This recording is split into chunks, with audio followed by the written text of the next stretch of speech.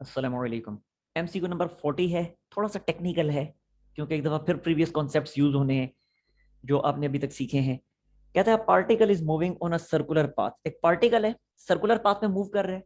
तो मैं पहले एक सर्कुलर पाथ आपके सामने ड्रॉ कर देता हूँ लाइक दिस। एक मिनट, दिस वन। ये एक सर्कुलर पाथ है, ये सर्कुलर पाथ का सेंटर है और इस सर्कुलर पाथ पे पार्टिकल मूव कर रहे हैं। अभी वो पार्टिकल इस पोजीशन पे है लाइक दिस। ठीक है, तो पार्टिकल की इस पोजीशन को सर्कल के सेंटर ओ के साथ में ज्वाइन कर देता हूं तो मुझे एक रेडियस मिल जाएगा। मुझे एक रेडियस मिल गया। अच्छा, अब जरा देखिएगा। कहते हैं particle is moving on a circular path with constant speed. इस सर्कुलर पाथ में मूव करते हुए पार्टिकल की स्पीड जो है वो चेंज नहीं हो रही, कॉन्स्टेंटली मूव कर रहा है। ठीक है, तो इस पॉइंट पे पार्टिकल की जो वेलोसिटी है, पार्टिकल की वेलोसिटी होगी, आपको पता है जब भी सर्कुलर पाथ में कोई बॉडी मूव कर रही होती है तो वेलोसिटी टेंजेंट के अलोंग होती है। अब ये सर्कुलर पाथ में इस तरीके से अगर मूव कर रहा है तो वेलोसिटी टेंजेंट के अलोंग बनेगी इस पॉइंट पे, इस डायरेक्शन में लाइक दिस। इस पॉइंट की वेलोसिटी को मैं v1 का नाम दे देता हूं। ठीक है, अच्छा उसके बाद कहता है कि the magnitude of change in its velocity after it has described angle of 60 degree. जब इसने 60 डिग्री का एंगल मूव कर लिया तो वेलोसिटी में कितना चेंज आया? वेलोसिटी में चेंज आएगा। ये ना आप कहें भाई जीरो चेंज आया है क्योंकि उसने खुद कहा हुआ है स्पीड कांस्टेंट है। भाई स्पीड कांस्टेंट है ना, वेलोसिटी तो नहीं कांस्टेंट। वेलोसिटी तो एक वेक्टर क्वांटिटी होती है और जब वो सर्कुलर पाथ में मूव कर रहे हैं तो डायरेक्शन चेंज हो रही है ना। तो जब डायरेक्शन चेंज हो रही है तो वेलोसिटी जाहिर सी बात है चेंज हो रही है। वेलोसिटी का मैग्नीट्यूड अलबत्ता कांस्टेंट है क्योंकि स्पीड कांस्टेंट है, तो वेलोसिटी हमने फाइंड करनी है। अच्छा, अब 60 डिग्री का एंगल उसने कवर कर लिया। तो 60 डिग्री का एंगल जब कवर कर लिया वो ऑलमोस्ट इस पॉइंट पे आ चुका है। अब इस पॉइंट को सर्कल के सेंटर के साथ अगर मैं ज्वाइन करता हूं तो ये बना वो 60 डिग्री का एंगल, ये वाला। ठीक है, अच्छा इस पॉइंट पे वेलोसिटी टेंजेंट के अलोंग जा रहा है, इस डायरेक्शन में बनेगी like this. This is velocity v2। ठीक हो गया। और क्योंकि उसने कहा हुआ है कि कांस्टेंट स्पीड से मूव कर रहा है तो इसलिए इन दोनों वेलोसिटीज के मैग्नीट्यूड्स कांस्टेंट हैं। तो ये v1 का मैग्नीट्यूड, v2 का मैग्नीट्यूड, दोनों ही मैग्नीट्यूड्स सेम होंगे। और इन दोनों मैग्नीट्यूड्स की वैल्यू क्या होगी वो उसने खुद ही बताई हुई है कि स्पीड कांस्टेंट है और वो कांस्टेंट स्पीड v है। तो लिहाजा दोनों मैग्नीट्यूड जो है वो v के इक्वल हैं। हमें उसने क्या कहा है?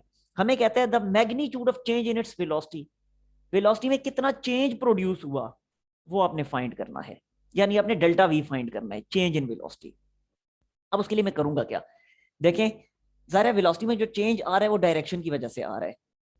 ठीक है, वेक्टोरियल चेंज, यानी मीन के ड्यू टू डायरेक्शन। वैसे तो वेक्टर में मैग्नीट्यूड भी होता है लेकिन जो है यहाँ पे डायरेक्शन की वजह से चेंज आ रहा है। तो मैं क्या करूंगा, इन दोनों वेक्टर्स को यहां से उठाऊंगा और उठा के इस जगह पे लाके रख दूंगा। ठीक है, तो देखें ये v1 को मैंने उठाया और v1 को लाके मैंने ये प्लेस कर दिया। This is v1। ठीक हो गया। अब सेकंड देखिएगा v2। अब v2 जो है उसकी ना उसकी डायरेक्शन को चेंज करना है ना मैग्नीट्यूड को, तो लिहाजा इसी डायरेक्शन में v2 को यहां पे लाके रख देना है। तो ये v2 को सेम मैग्नीट्यूड के साथ ये मैंने लाके रख दिया। This is v2। ठीक हो गया, this is v1 and this is v2। हमें डेल्टा v फाइंड करना है ना।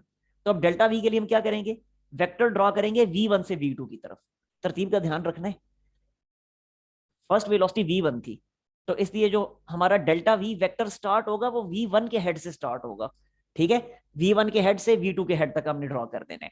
ठीक हो गया, तो ये देखें ये v1 से इसको मैंने स्टार्ट किया और ये v2 पे लाके एंड कर दिया and this is delta v। तरतीब का ध्यान रखना है, तरतीब खराब नहीं करनी, v1 से v2। ठीक हो गया। वैसे तो यहाँ तरतीब आगे पीछे हो भी जाए तो इस क्वेश्चन में कोई फर्क नहीं पड़ेगा क्योंकि दोनों ही वेलोसिटीज के मैग्नीट्यूड सेम है। लेकिन हर क्वेश्चन में तो ऐसा नहीं हो सकता, इसलिए आपने अपनी तरतीब का ख्याल रखना है। अच्छा, अब जरा देखिए, अब ये जो ट्राइंगल बनी है, इस ट्राइंगल में अगर आप देखें तो ये वाला जो एंगल है ये कितने डिग्री का है?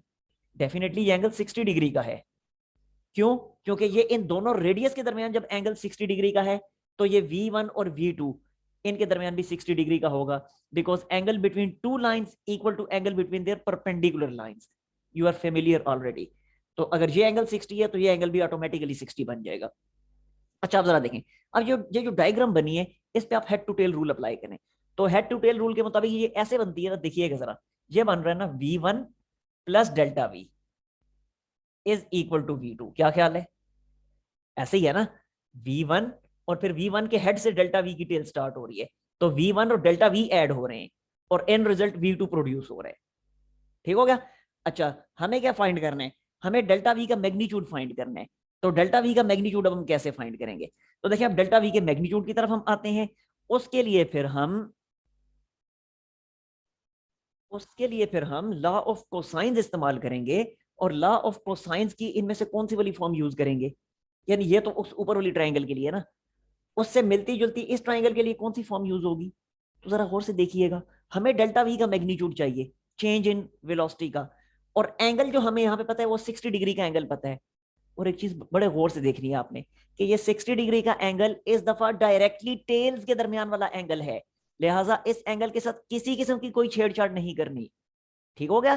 तो डायरेक्टली इस एंगल को एज इट इज यूज कर लेना है। तो मैं लॉ ऑफ कोसाइन अब इस्तेमाल लॉ ऑफ कोसाइन यहाँ पे अब मैं कंस्ट्रक्ट कर रहा हूं। तो ये मैंने लिखा कोस ऑफ 60 डिग्री। और ये 60 डिग्री का एंगल किस किस के दरमियान है?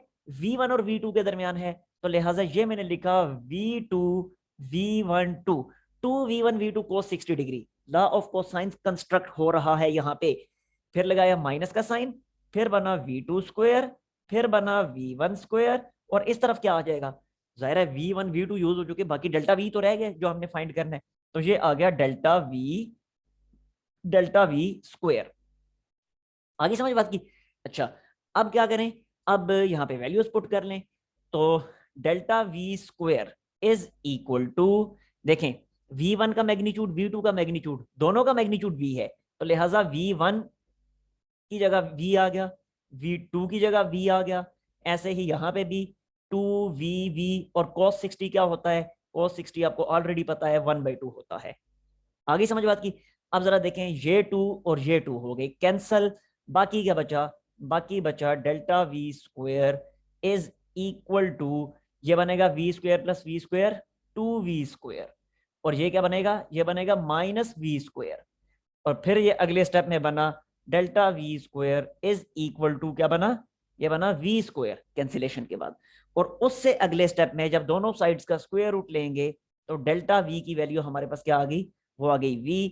तो सही आंसर है ऑप्शन ए। ठीक हो गया जी?